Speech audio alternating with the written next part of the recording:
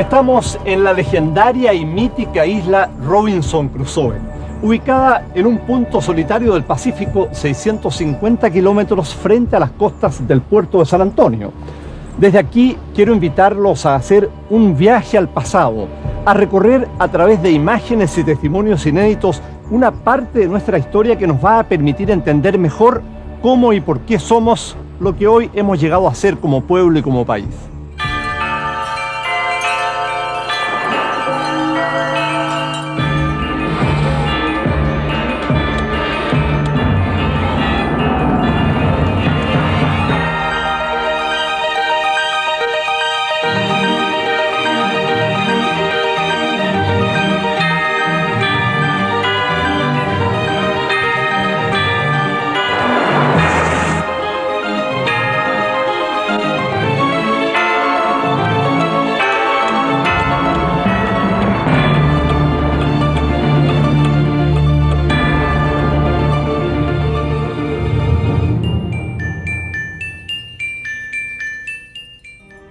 En el Chile de 1914, el vals sigue siendo la música con que los chilenos se enamoran. Todo el mundo quiere pasar el verano en Cartagena y los primeros aviones surcan el cielo sorprendiendo a la multitud. El presidente es Ramón Barros Luco, inspirador de un apetitoso sándwich criollo.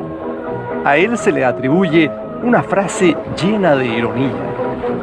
Hay dos tipos de problemas, los que se arreglan solos y los que no tienen solución. El país vive un periodo de auge económico producto de los enormes ingresos provenientes de la venta del salitre. Y aunque la desigualdad social abre paso a las incipientes organizaciones obreras, la bonanza se refleja en un revolucionario adelanto tecnológico que prolifera en las calles, el automóvil. Para nosotros el porvenir, yo lo veía por lo menos alrededor del automóvil. Era tan elegante el automóvil, tapizado por dentro, lindo, con flor, una orquídea en un vasito de cristal al lado de la ventana. Todo comienza cuando el industrial norteamericano Henry Ford implanta en sus fábricas las líneas de ensamblaje. El automóvil se masifica y llega también a Chile.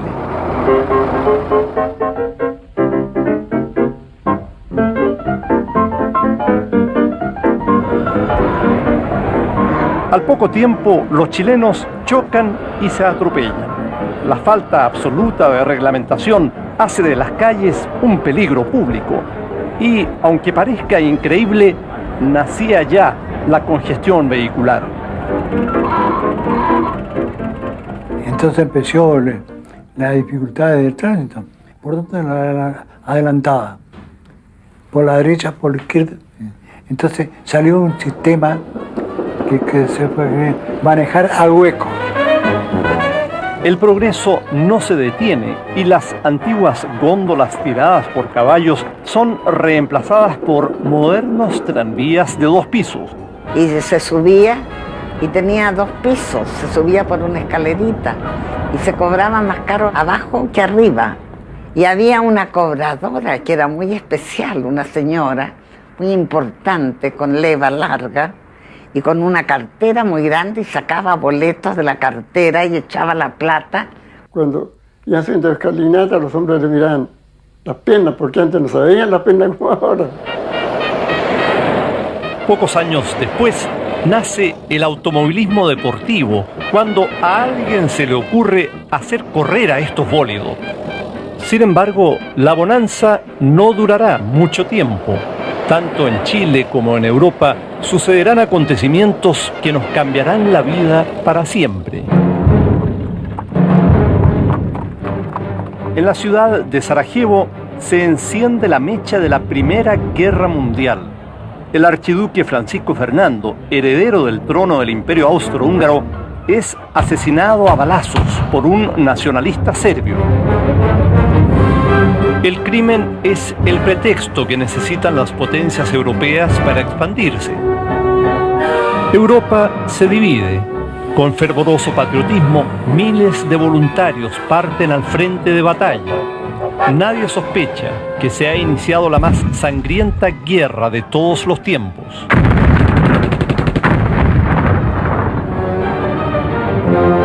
No se hablaba nada de guerra en el colegio. La superior era alemana y la otra era francesa y la otra era inglesa. Con los niños que no eran partidarios de Alemania no nos dejaban juntar. Chile se enfrenta a la Primera Guerra Mundial con el corazón dividido.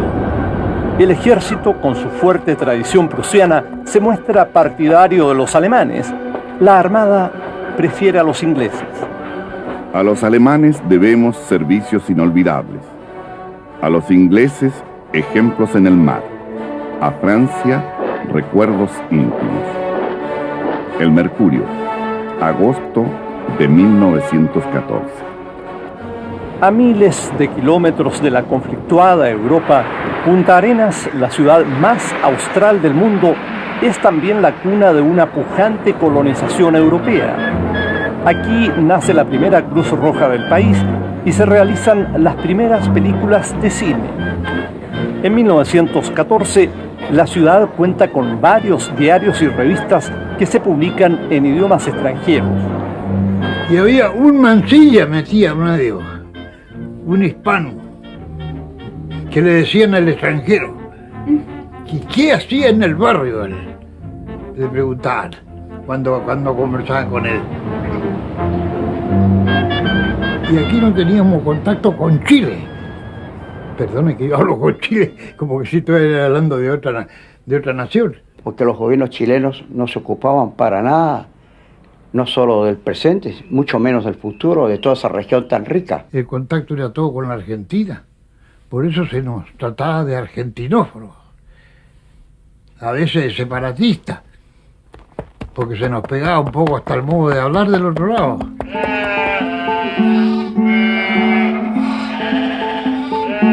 Muchos de los inmigrantes llegaron sin nada y se convirtieron en hombres de fortuna, como el abuelo de Enrique Campos, el español José Menéndez. Era el hombre más rico quizás de América. Lo llamaban el rey de la Patagonia. Tenía 1 millón de ovejas, 20 barcos ya a vapor que navegaban por el estrecho y por los canales y unían a Punta Arenas con Valparaíso y con Buenos Aires, en Montevideo.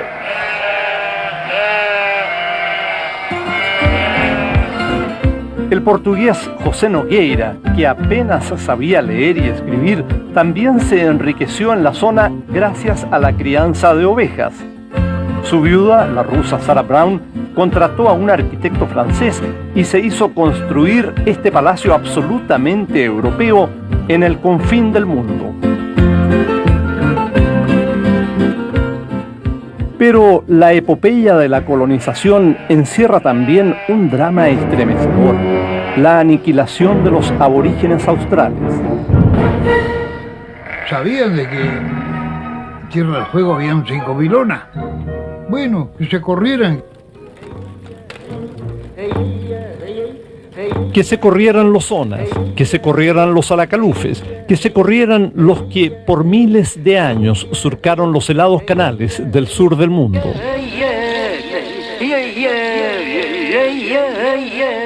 Esta filmación fue hecha en 1920 por el sacerdote salesiano Alberto D'Agostini. Hoy en día son las únicas imágenes en cine que existen del desaparecido pueblo Ona.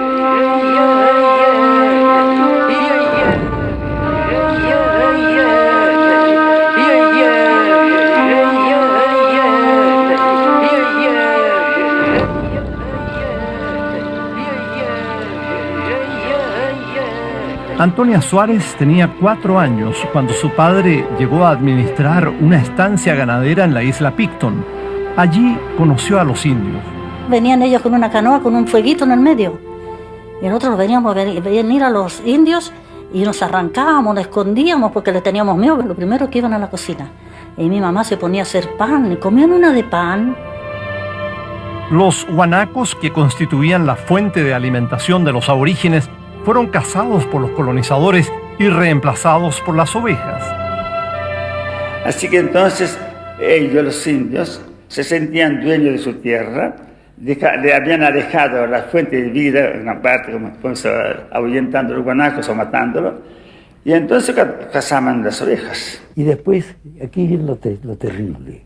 Esto es cierto lo que le estoy contando. Mueren a manos de los oreros, mueren a manos de los ganaderos que defienden sus tierras y sus ovejas. Así comienza el atroz exterminio de los indios patagónicos. Se pone precio a sus cabezas y mueren víctimas de la cruel persecución. Hubo casos verdaderamente que se pagaban libras esterlinas por cada par de orejas o por cada pene que entregaran como por garantía de que habían dado muerte a un indígena. Se están exterminando como se exterminan todos los seres menores en todas partes del mundo. Así se miraba ese problema de los indígenas. Cuando Charles Darwin en el siglo pasado recorrió el estrecho de Magallanes, fue testigo de la agonía de una raza hundida en la desesperanza, la miseria y el abandono. Su juicio sobre los indígenas fue lapidario. Son las criaturas más viles, rastreras y miserables que he contemplado.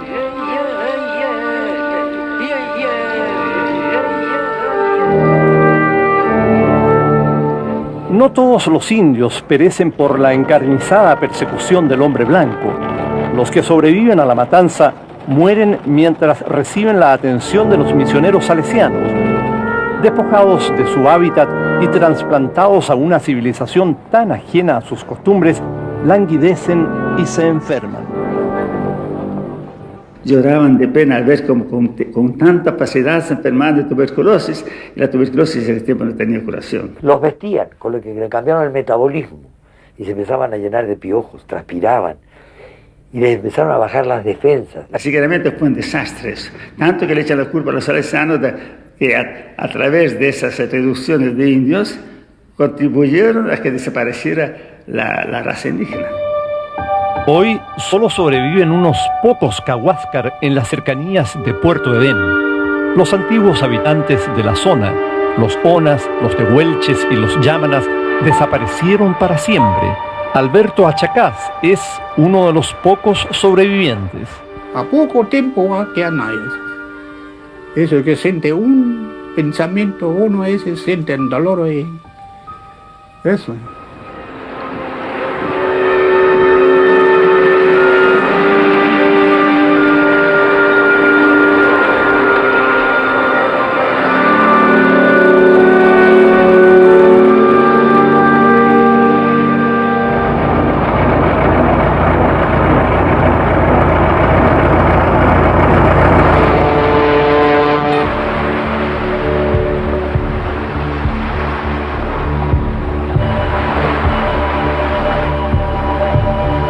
A principios de 1915 llega hasta aquí el crucero alemán Dresden, que venía huyendo desde hace muchas semanas de los ingleses. Son los primeros años de la Primera Guerra Mundial y el escenario, territorio chileno, país que permaneció neutral durante todo el conflicto. Acosado por los buques ingleses Kent, Glasgow y Orama, el Dresden huye rumbo a Juan Fernández. Llegó acá esperando que lo vinieran de alguna manera a abastecer, tanto de carbón como de municiones y reparar algunas averías que tenía. En este punto exacto, a 70 metros de profundidad, se encuentra hundido el Dresden. De acuerdo a la legislación internacional, el buque alemán podía permanecer solo 24 horas anclado en aguas de un país neutral. Cumplido ese plazo, el gobierno chileno lo conminó perentoriamente a abandonar esta isla. Sin embargo, el comandante del Dresden se negó a hacerlo. Y permaneció aquí hasta el día 14, en que fue acorralado por 3 buques ingleses. Las naves izaron sus banderas de combate y dispararon contra el crucero alemán. Uno de los proyectiles del Orama se incrustó aquí en la roca, donde permanece todavía sin explotar. Todos se asustaron mucho porque las balas llegaban. Mi papá arrancó con nosotros para adentro al monte. Porque antes sembraba mucho la gente acá. Y la gente que estaba trabajando ahí se tiraban encima de los choclos, de los maíz, del maíz ahí arrancando. Que no se sabía si podía llegar una bala a la casa de nosotros también, pues en cualquier parte. Los alemanes se rinden, pero el capitán del Dresden decide no entregar el buque a los británicos. Hace volar la sala de máquinas y la nave se hunde en el fondo de la bahía de Cumberland. Mientras tanto, en el corazón de Europa, el mundo ensaya armas cada vez más mortíferas. Las ametralladoras disparan cientos de balas en pocos segundos. Los gases tóxicos hacen que la muerte se respire en los campos de la vieja Europa. Emma Wood estaba en París cuando estalló la guerra. Allí conoció el cañón de mayor alcance jamás construido, el Gran Bertha, un orgullo de la industria bélica alemana. Estaban a cierta distancia de París y ese tenía tal potencia que hacía un camino enorme y llegaba a París y ahí disparaba. La Primera Guerra también introduce un ingenioso y sencillo invento, el alambre de púas, tan rústico como efectivo. Voluntarios de todo el mundo se incorporan a las filas. También llegan desde Chile. En Valparaíso, en 1917, el niño Vittorio Montiglio sigue el ejemplo de sus dos hermanos mayores y se fuga en un carguero rumbo a Génova. Al partir, deja una carta a su madre. Si me denuncian y me hacen volver a Chile sin que yo haya combatido por Italia, me mato. La guerra no se fija en detalles. Vittorio se enrola en el ejército italiano cuando apenas cumple 14 años. Y se pone 20 años. Entonces mandado al frente y se toma una posición enemiga. Eso le vale que lo nombren subteniente. Vittorio Montiglio es condecorado con la medalla de plata al valor militar. Hoy la Escuela Italiana de Santiago lleva su nombre.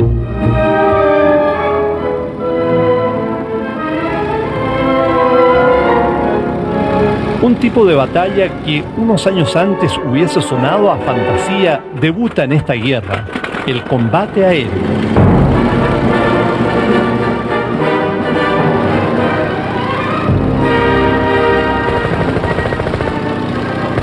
Mientras en los cielos de Europa los aviones siembran la muerte, en Chile son una novedosa atracción inofensiva. Los sorprendidos chilenos siguen con incredulidad y admiración a los pequeños aparatos que evolucionan por el aire. Cuando se adelantaste te ven un montón de fierro de palo, que eso es cosa de loco. Pero vimos bien poco, porque si acaso andaría unos 200 metros, se elevaría unos 30 y de ahí volvió a caer. Cuando recién vimos un avión, si arrancamos, si antes no habían aviones ni una de esas cosas. El hermano ese inválido lo arrastraba arrancando con él, no que no podía andar. Mamá, mire el jote que anda arriba.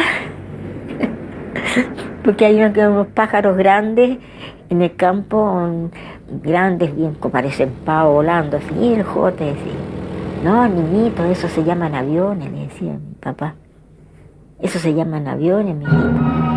Una de las primeras tragedias aéreas de nuestro país ocurre en 1914 entre Cartagena y San Antonio. En medio de una espesa niebla, 5 aviadores rinden su examen de piloto. 4 aterrizan de emergencia. Del teniente Alejandro Bello nunca más se supo. La expresión "más perdido que el teniente Bello" queda incorporada así hasta nuestros días en la jerga popular. La bailarina más famosa del mundo, la rusa Ana Pavlova, baila en el Teatro Municipal de Santiago.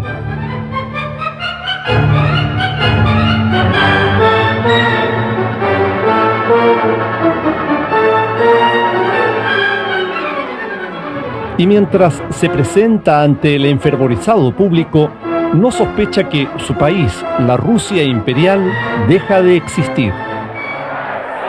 Ha estallado la revolución y el país vive su propia guerra en casa.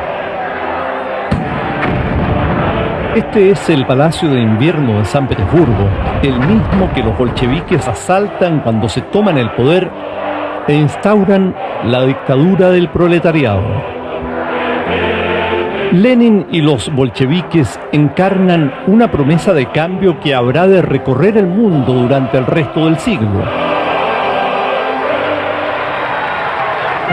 En Chile, la dictadura del proletariado tiene entusiastas seguidores.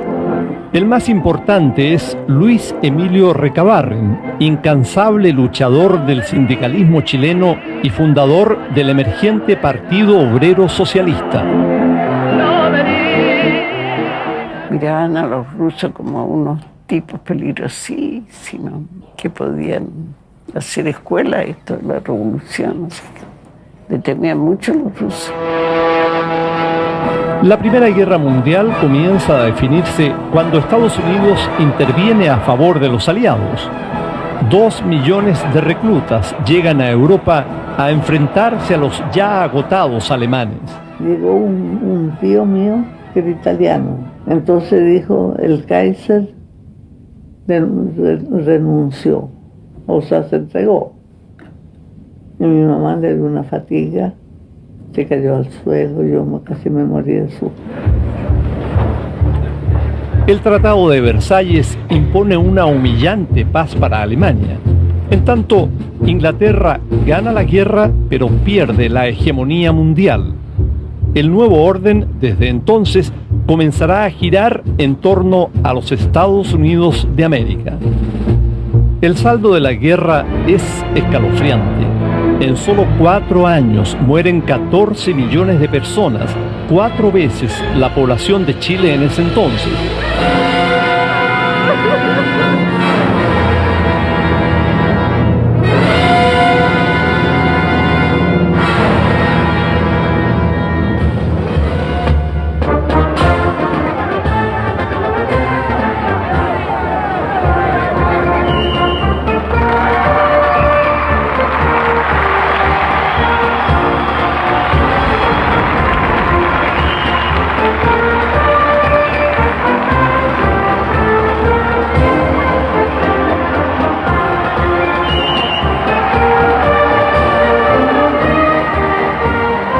La anhelada paz se celebra en todo el mundo.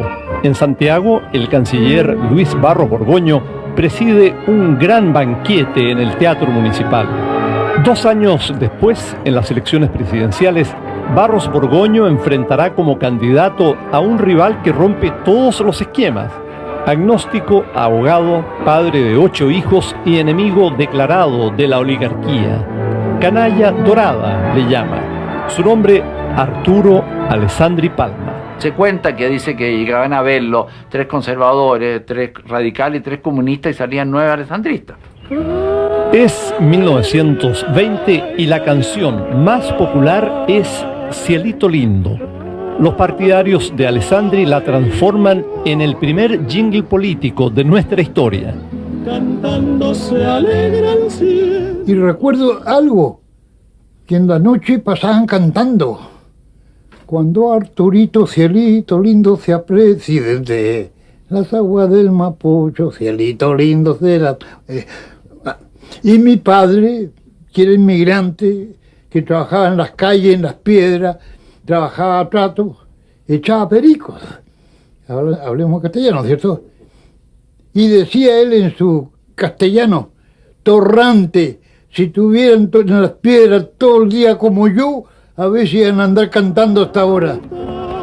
Mientras el candidato Barros Borgoño dicta serias conferencias en clubes sociales, el León ofrece encendidos discursos en las calles, en las plazas, en los sitios de trabajo. Su oratoria furibunda cautiva a las clases populares, a las que llama mi chusma querida. Cantando se alegra. Que tenía ese dicho, pese a que empece, pase lo que pase, o pise a que empise.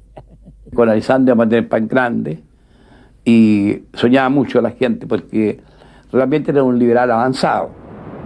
Que mi papá era arquitecto, el socio de él, que un señor Valdés, le decía, si sale Alessandri hay que vender todo y irse de este país. Era terror que saliera Alessandri. Pero Alessandri es elegido. Una estrecha diferencia mantiene el suspenso hasta el final y un tribunal de honor determina su victoria.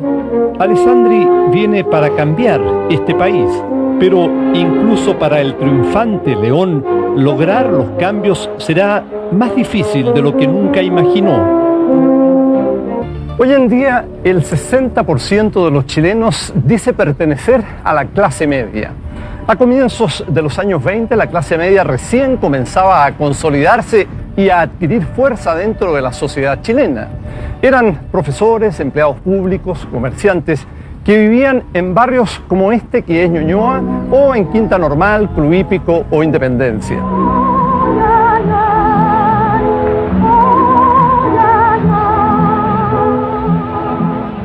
Cuando Arturo Alessandri fue elegido presidente, incorporó a su gabinete a un obrero y a un profesor, Pedro Aguirre Cerda. Por primera vez con el León, la clase media llegó al gobierno en nuestro país. El diario La Nación, fundado por Eliodoro Yáñez, es el portavoz de esta nueva fuerza.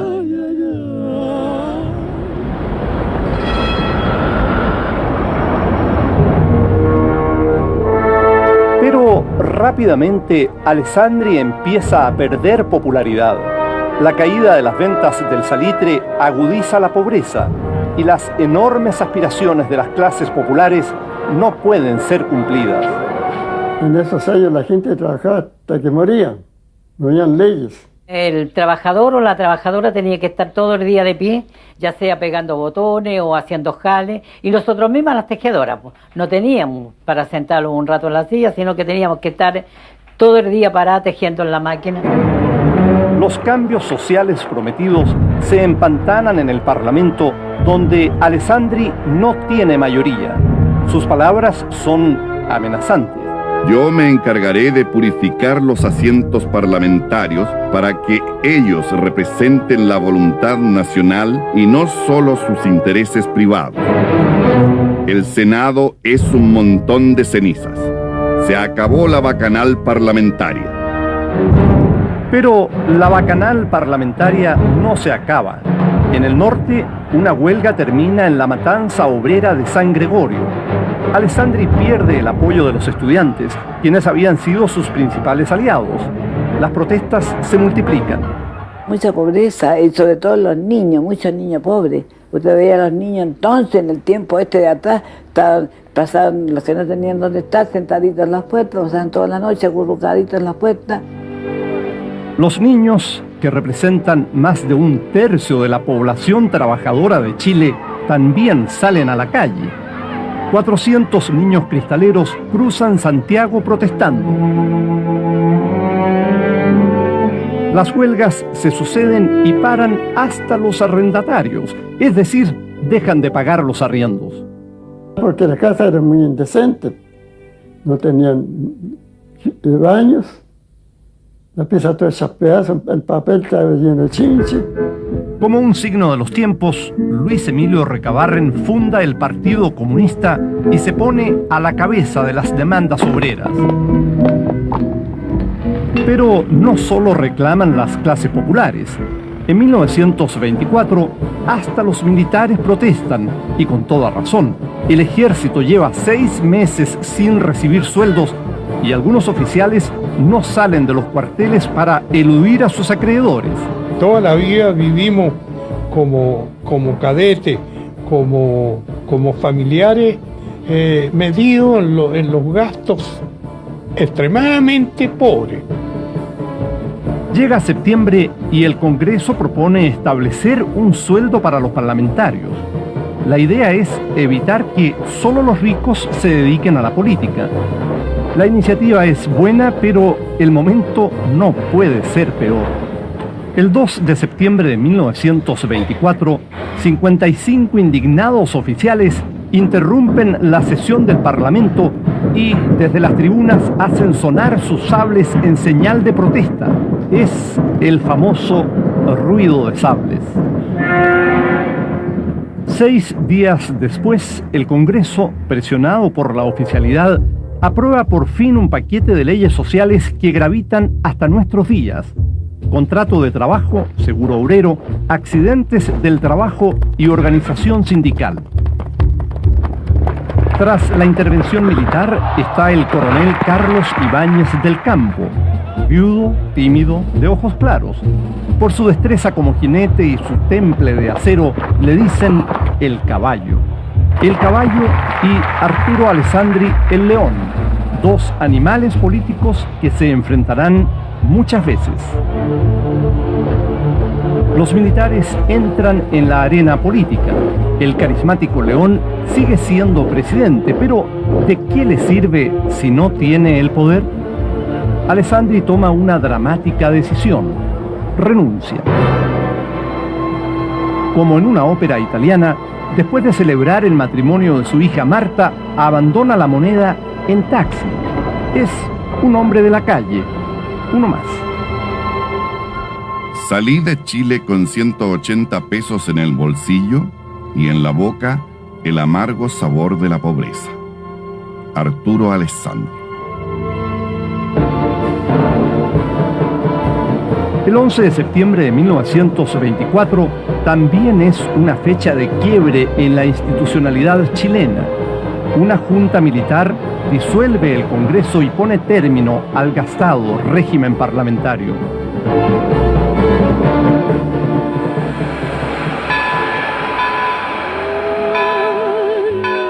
Arturo Alessandri ha partido al exilio.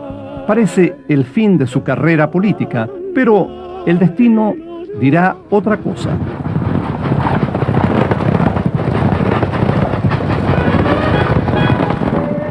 Mientras la tensión política aumenta, los chilenos buscan la entretención y la aventura en el cine.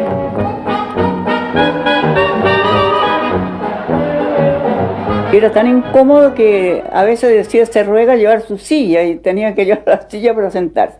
Y las salas bien perfumadas, con unas colonias tan ricas. En las escenas de terror, el pianista, los caballos que corrían, y en las escenas románticas, entonces el violín que hacía la la la la la la la la la la la. Estábamos todos sufriendo y gritando y hablándole al para que no hiciera eso, porque lo iban a golpear o lo iban a tomar prisionero. Pero era así el cine, la imagen y nada más. Lo demás lo ponías tú. Chaplin era la estrella máxima de las comedias y Eddie Polo el ídolo de las películas de acción. Un ídolo para mí. Siempre queda en peligro. Y cuando yo tenga un hijo, le dije a mi hermana un día, le voy a poner Eddie. Mi hermana casi me pega porque los mocosos no debían hablar esa... Ella era mayor, no debía hablar esa insolencia de cuando tenga un hijo. Y ahí está. Eddie Perich, y catedrático de la universidad. Sí, no le gusta el nombre. En Chile, la industria fílmica se desarrolla vertiginosamente. 1925 es el gran año. Se estrenan 16 largometrajes, un récord que hasta hoy no ha sido superado. De entre todas estas películas, la más importante es esta, El Húsar de la Muerte.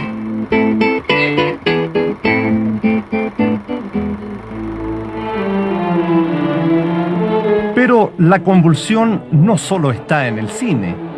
Entre los militares que están en el gobierno cunden las disputas y el nombre de El León vuelve a aparecer. Carlos Ibáñez, el mismo que provocó su salida pocos meses antes, le pide que vuelva del exilio.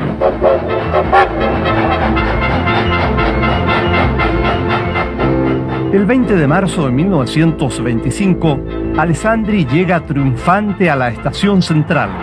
En las calles lo esperan más de 200.000 personas, una multitud increíble para la época. es el delirio. Se fue por la Alameda, todo el pueblo arremolinado. No se podía andar de gente, yo fui. Así que lo vi. Lo aclamaban, la gente lo aplaudía. Estaban las damas de la aristocracia de Santiago, ¿no? Y gritando, abajo Alessandri, abajo Alessandri, vivan los militares. Don Arturo hizo parar el coche, las quedó mirando y hubo un silencio general. Señoras, les dijo, a mí, arriba o abajo, me da lo mismo, muchas gracias. Adelante, cochero. Sí. Alessandri retorna con todo el poder, o casi todo, porque en La Moneda lo espera Carlos Ibáñez como ministro de Guerra. Ese año también regresa a Chile el protagonista de uno de los escándalos más bullados de la época, Vicente Huidobro, por ese entonces el poeta más famoso del país. Viene de Europa, donde es un reconocido miembro de la vanguardia intelectual. Allí ha publicado 10 libros y el mismísimo Picasso le ha pintado un retrato. Y su madre era una señora que dijo, bueno, yo a ti te tuve no para que fueras presidente de Chile, sino rey de Chile. Y si no fueras tan loco, ya lo serías. Huidobro llega dispuesto a agitar las aguas de la sociedad santiaguina. Su primera impresión es lapidaria. Ningún adelanto. Siempre las mismas caras tristes. La gente baila llorando. Y me han dicho que en el parque forestal a las parejas las alumbra los guardias con una linterna. El poeta no exagera.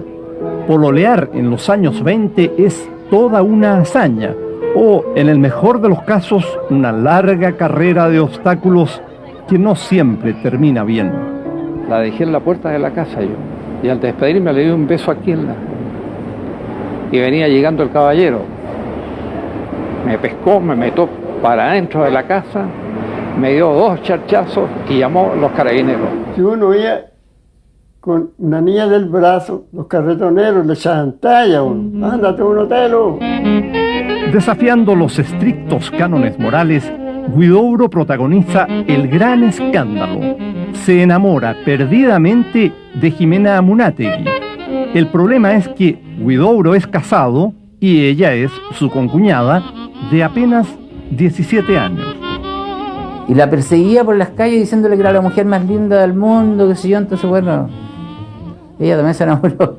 Histriónico por naturaleza, el poeta le declara su amor públicamente en una carta a página completa en La Nación. Luego la rapta y disfrazados huyen a Buenos Aires y después a París.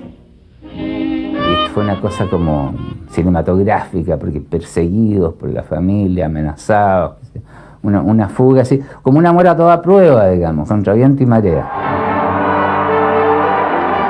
Han pasado solo 6 meses desde el retorno de Alessandri. Luego de un plebiscito, el presidente promulga la Constitución que habría de regirnos por más de medio siglo. La nueva Constitución le da más atribuciones al presidente y limita los poderes del Parlamento, terminando con el régimen parlamentario. También se separa la Iglesia del Estado. Rápidamente, las relaciones entre el león y el caballo se deterioran. Ibáñez, ministro de Guerra, decide presentarse como candidato a la presidencia. Alessandri le pide la renuncia. El desenlace es increíble. Todo el gabinete renuncia, menos Ibáñez. En una carta personal, Ibáñez es aún más desafiante. Me permito rogar a su excelencia, según los preceptos de la antigua y de la nueva Constitución, que el presidente se sirva no dirigirse a ninguna autoridad, organismo nacional o particular, sin el requisito de mi firma, como único ministro en función. Se consuma así, con una simple carta, un nuevo golpe de Estado. 2 años después, convertido en vicepresidente de la República, Ibáñez se presenta como candidato único a la presidencia. Gana por abrumadora mayoría. Viene con sueños de grandeza, fundar un nuevo Chile. A través de estas maravillosas montañas, durante 74 años pasó el tren que unía Chile con Argentina. Comenzó a funcionar en 1910 y en ese primer año 26.000 personas lo utilizaron. Incluso posteriormente hubo presidentes de Chile que a través de esta vía partieron o regresaron del exilio. En la madrugada del 7 de julio de 1927, poco después de la victoria de Ibáñez, una tragedia conmovió al país y se produjo precisamente en este trayecto. El ferrocarril trasandino ha cruzado la cordillera y sus pasajeros duermen. Entre ellos, 201 cadetes de la escuela militar que viajan a desfilar a Buenos Aires. El convoy choca con otro tren a escasos metros de la estación de Alpatacal, cerca de Mendoza. Entonces ahí se supo que habían unos cadetes que el carro se dio vuelta. Se dio vuelta y quedaron aprisionados entonces sus camas. En la tragedia, 12 jóvenes cadetes mueren y otros tantos quedan heridos. Julio Quevedo estuvo allí y hoy recuerda esa noche sobrecogedora. Metí la mano y alcancé a tomar la mano de uno de ellos. Y me decían, por favor, sálvenos. Pero llegó el fuego en un momento que el oficial dijo, se retiran todos porque así se van a quemar más. Y esos cadetes murieron quemados. Murieron quemados estando bien porque no estaban heridos, estaban aplastados por la cama.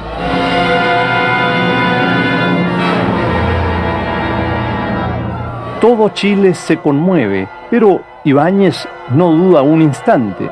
La misión debe ser cumplida. En Buenos Aires, con el corazón apretado y los cuerpos golpeados, los cadetes chilenos desfilan.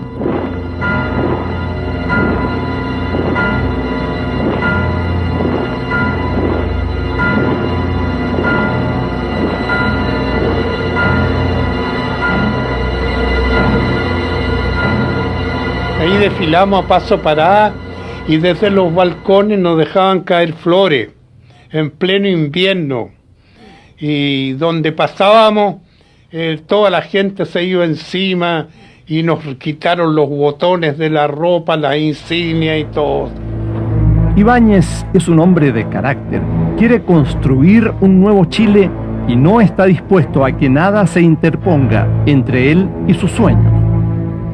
Colocado frente a la multitud, siempre se imponía en forma casi paternal. Muy parco en palabras, pero muy responsable de su acto, de su vida. Cuando uno se encontraba con él no era para chacotearse, aun cuando era muy gentil, muy amable. Pero la gentileza de Ibáñez desaparece rápidamente cuando se trata de imponer sus ideas. Los momentos por los que atraviesa el país no son de palabras, sino de acción inmediata y enérgica. Ha llegado la hora definitiva y de liquidación de cuentas. Presidente Carlos Ibáñez. Pero mi abuela tuvo que irse inmediatamente. Que deportaron a mi abuelo, Eliodoro Yáñez, lo deportó Ibáñez. Le tomó La Nación, que era un diario muy importante que él consideraba que podía ser contrario a él y a sus ideas más liberales. Y ahí entró la policía, porque, bueno, actos que siempre suceden. En realidad, para nosotros, eso fue un motivo de mi abuela, fue una cosa muy fuerte para ella. Era una mujer frágil de salud y le hizo bastante mal eso. Que la tiraron por el suelo y se lo llevaron a todos presos. Era para mí el demonio, era el que había cortado la libertad en Chile, el que había perjudicado a mi abuelo, el que nos hacía tener que permanecer fuera. En Santiago se habían cerrado todos los centros culturales, se habían perseguido a los obreros, las organizaciones no tenían cabida en la dictadura. Sin oposición y con la prensa silenciada, el poder de Ibáñez es incontrarrestable. Su flamante ministro de Hacienda, Pablo Ramírez, viaja por el mundo y obtiene cuantiosos créditos. El caballo se entusiasma y la gente también. La inflación baja, se funda la primera línea aérea nacional, LAN Chile, y los nuevos adelantos entran a los hogares. Los sorprendentes artefactos a gas invaden las cocinas y se comienza a popularizar el uso del teléfono.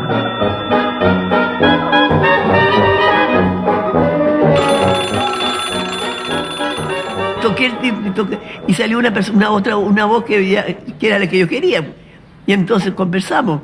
Pero fue una impresión fuerte la que sentí. No, al principio no creía que podía ser ella, porque la ignorancia. El progreso alcanza a los rincones más empolvados de los hogares chilenos cuando la tradicional escoba cede protagonismo ante la flamante aspiradora eléctrica. Era un aparato que a veces se rompía y echaba todo el polvo a la pieza que uno iba a limpiar. Eso solía suceder. La primera transmisión radial se realiza en 1922, apenas 2 años después que en Estados Unidos. Radio Chilena es entonces la primera emisora nacional. A mediados de esa década hay unos 200 receptores en todo Chile.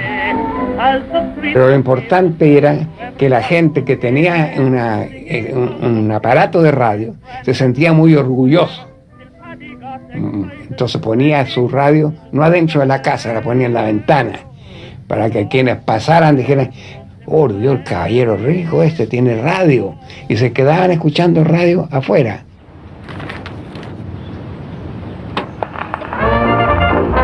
De pronto, todo parece moverse en cámara rápida. No es un efecto óptico, es la juventud que inaugura un nuevo baile frenético y juguetón, el Charleston. Bueno, ya a la edad de 15 años yo lo que deseé fue ponerme taco Charleston, que era un taquito así que había, taco Charleston se decía en ese tiempo. Y cuando bailaban el Charleston se le veía algo más que la rodilla. Entonces las veteranas se persignaban. Por Dios, ¿a qué estado estamos llegando ya?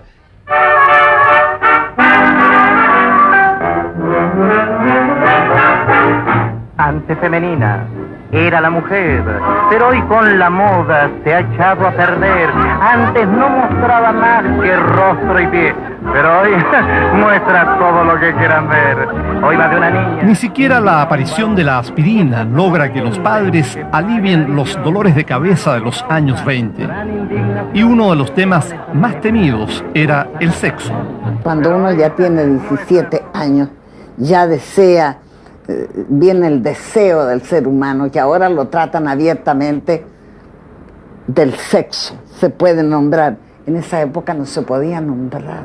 Como me pasó a mí, que le conversaba yo en esa oportunidad, que me puse a gritar cuando me vi toda colorada. Y mi mamá me hacía callar, que me quedara calladita, no que no dijera nada, porque no se hablaba, no se decía nada. En esa época, esta canción escandaliza a los adultos. Lleva a tu chica al cine si no puedes hacer el amor en casa. Ahí no hay hermanito y le puedes decir mucho en 7 rollos. Lleva tus lecciones al cine y ten tus propias escenas de amor.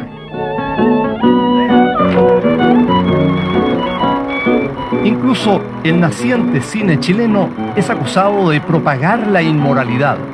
Vergüenza, una polémica película filmada en Antofagasta, es prohibida por varios meses por la crudeza del tema.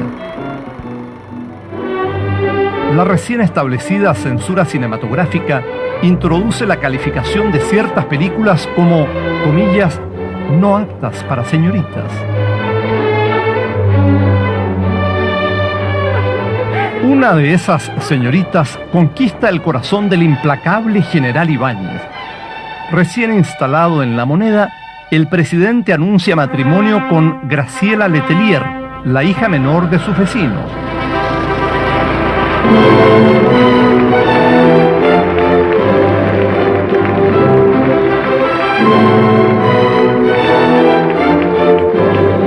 boda religiosa se celebra el 3 de diciembre de 1927 en la iglesia de San Agustín.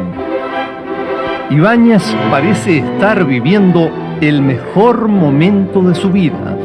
Tiene al país en orden, la economía parece marchar bien. Su luna de miel acaba de empezar.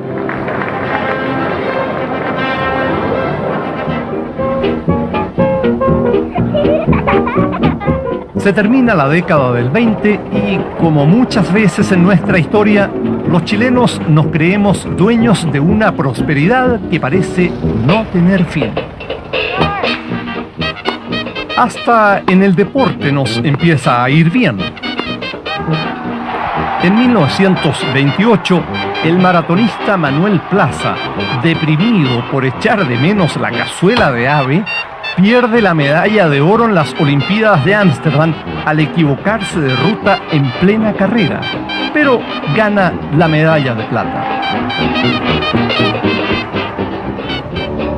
El sueño de Ibáñez de construir un nuevo Chile marcha a todo vapor. Santiago es la ciudad que sufre mayores transformaciones. Surgen nuevos barrios residenciales como este de Concha y Toro, que está ubicado a muy escasos metros de la Alameda y que está construido a imitación de un pequeño barrio europeo. Se iluminan y pavimentan las calles y se levantan grandes rascacielos de hasta 10 pisos como el del diario La Nación. De esa época son edificios tradicionales de Santiago como el de la Biblioteca Nacional y el del Club de la Unión. Sin embargo, la sensación de progreso y riqueza que vive el país hacia fines de los años 20 no iba a durar demasiado.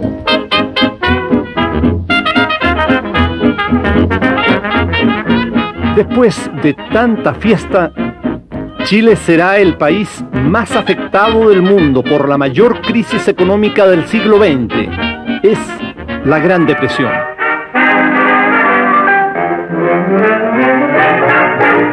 Antes femenina era la mujer, pero hoy con la moda se ha echado a perder. Antes no mostraba más que rostro y pie, pero hoy muestra todo lo que quieran ver. Hoy más de una niña invita a un varón y es cosa corriente que pague la adición. Más lo que me causa gran indignación son esas melenas que usan las garzón. Lo que más detesto es la melena, porque a la mujer convierte en nena. Pero hay una, hay una.